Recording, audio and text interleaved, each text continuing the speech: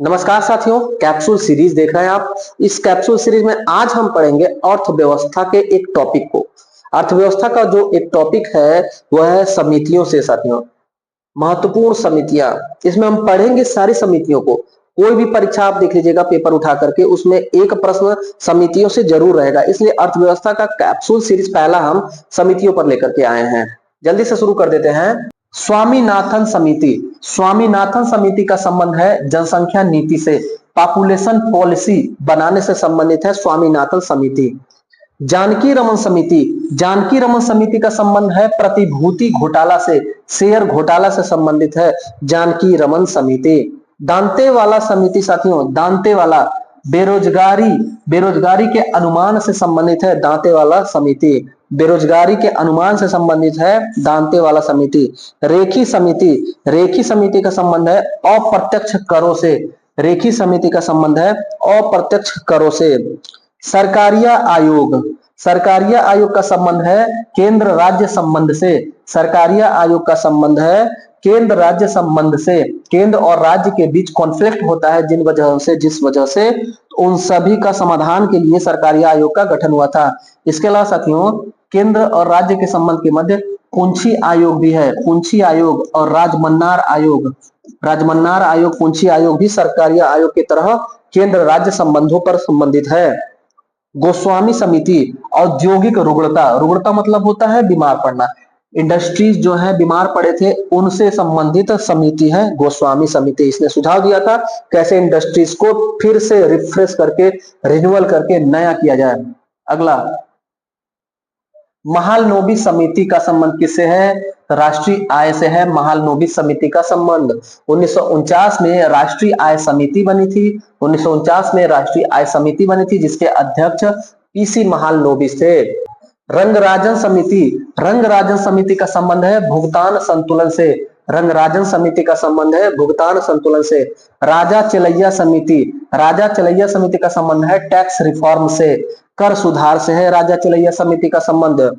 मल्होत्रा समिति। मल्होत्रा समिति का संबंध है बीमा सेक्टर से। बीमा क्षेत्र में सुधार के लिए इस समिति का गठन किया गया था। खुसरो समिति। खुसरो समिति का संबंध है एग्रीकल्चर रिफॉर्म से, कृषि सुधार से संबंधित है खुसरो समिति। गोईपोरिया समिति। गोईपोरिया समिति का संबंध है बैंकिंग सेक्टर से, बैंकिंग सेवा क्षेत्र में सुधार के लिए गोईपोरिया समिति का गठन किया गया था।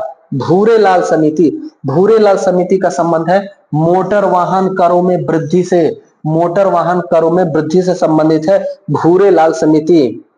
नरसिम्हन समिति। नरसिम्हन समिति बैंकिंग सेक्टर संबंधित है, वित्तीय क्षेत्र से संबंधित है। इसे भी ध्यान रखे रहिएगा, बैंक सेवा से गोईपोरिया भी है और महत्वपूर्ण वाला जो है नरसिम्हन समिति बैंकिंग और वित्तीय सुधार से संबंधित है। भंडारी समिति। भंडारी समिति का संबंध है क्षेत्रीय ग्रामीण बैंकों की संरचना से। क्षेत्रीय ग्रामीण बैंकों की स्ट्रक्चर या संरचना से संबंधित है भंडारी समिति। इस समिति का गठन हुआ था 1994 में। यहाँ कुछ बातें ध्यान रखिएगा, कुछ क्वेश्चन बनता है यहाँ से। क्षेत्रीय ग्रामीण बैंकों की शुरुआत साथियों, इसकी स्थापना नरसिम्हन समिति की सिफारिश पर हुई थी। नरसिम्हन समिति की सिफारिश पर क्षेत्रीय ग्रामीण बैंकों की स्थापना हुई। कब हुई थी इस समिति की सिफारिश पर? तो 2 अक्टूबर 1975 ईस्वी। 2 अक्टूबर 1975 ईस्वी को नरसिम्हन समिति की सिफारिश पर क्षेत्रीय ग्रामीण बैंकों की स्थापना हुई। भंडारी समिति ने आगे चल करके 1994 में क्षेत्रीय ग्रामीण बैंकों की संरचना में सुधार किया था।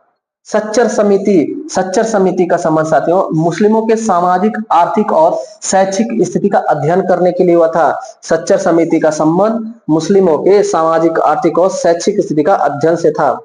सुरेश तेंदुलकर समिति। सुरेश तेंदुलकर समिति का संबंध गरीबी अनुमान लगाने से था। गरीबी का अनुमान लगाने से। एस तारापुर समिति। एस तारापुर समिति का संबंध साथियों रुपए की पूंजी खाते में परिवर्तनीयता से संबंध था। रुपए की पूंजी खाते में परिवर्तनीयता का संबंध किस समिति से? तो एस तारापुर समिति से। आबिद हुसैन समिति। आबिद हुसैन समिति लघु उद्योग से, स्मॉल इंडस्ट्री से संबंधित था। आबिद हुसैन समिति का संबंध। कीर्ति एस पारिक समिति, कीर्ति एस पारिक समिति का संबंध पेट्रोलियम उत्पादों के मूल्य का सुझाव देने के लिए गठित किया गया था। पेट्रोलियम उत्पादों के मूल्य सुझाव देने के लिए कीर्ति एस पारिक समिति का गठन किया गया था। वी.एस. व्यास समिति, वी.एस. व्यास समिति का संबंध कृषि व ग्रामीण शाख से था। कृषि व ग्रामीण शाख से संबंधित है वी.एस. व्यास समिति। महाजन समिति चीनी उद्योग से संबंधित, महाजन समिति चीनी उद्योग से संबंधित। आर.एच. खान समिति, आर.एच. खान समिति का संबंध है सार्वभौमिक बैंकिंग की अवधारणा से, यूनिवर्सल बैंकिंग कॉन्सेप्ट से संबंधित है आर.एच. खान समिति। रघुराम राजन समिति, रघुराम राजन समिति का संबंध वित्तीय समावेशन, वित्तीय समावेशन और वित्तीय स्थिरता को बढ़ावा देने से था।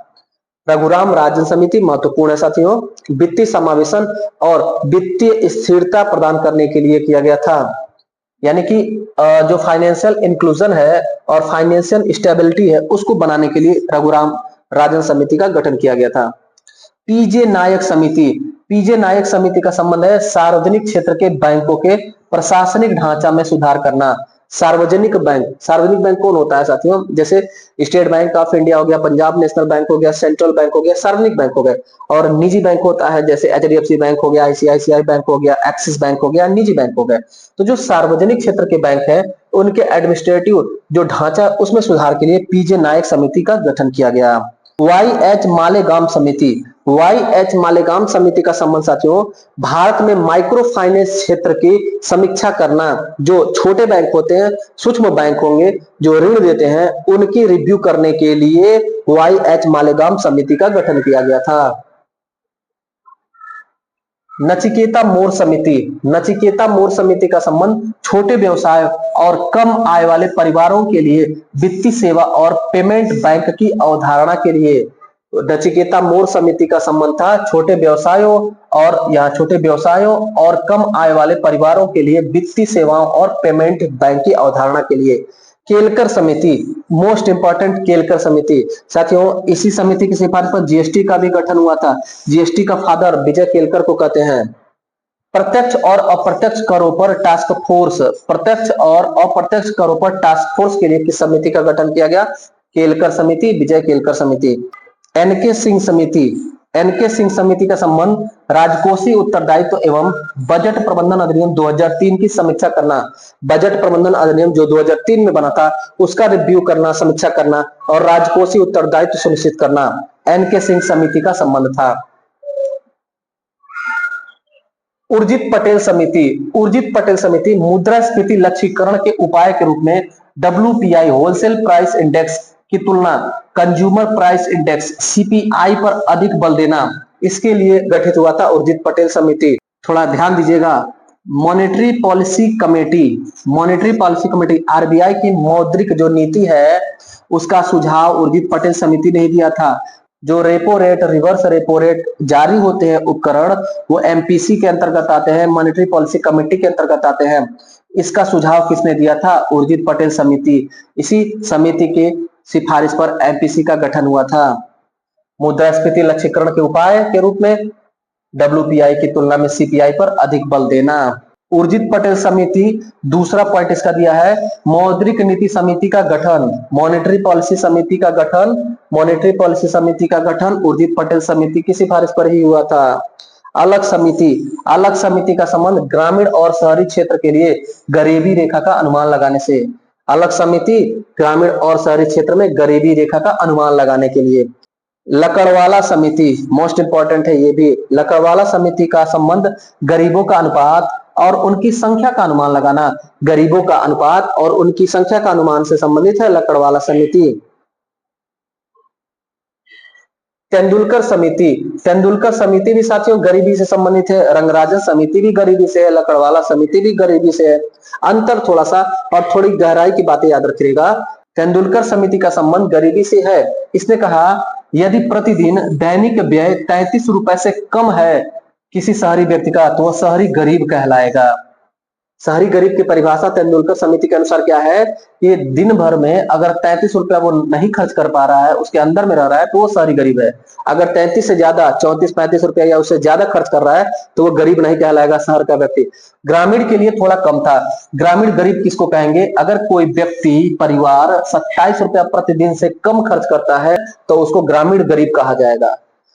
श्री रंगराजन समिति जो था, रंगराजन ने अलग क्राइटेरिया दिया। उन्होंने कहा शहरी गरीब वो है जो दैनिक व्यय 47 रुपया करता है। दैनिक व्यय, यहाँ व्यय लिखा है साथियों, व्यय मतलब खर्च करना, कमाना नहीं।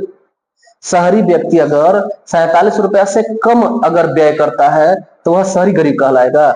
गांव में कोई व्यक्ति ग्रामीण गरीब कब कहलाएगा, जब उसका डेली व्यय 32 रुपया से कम होगा।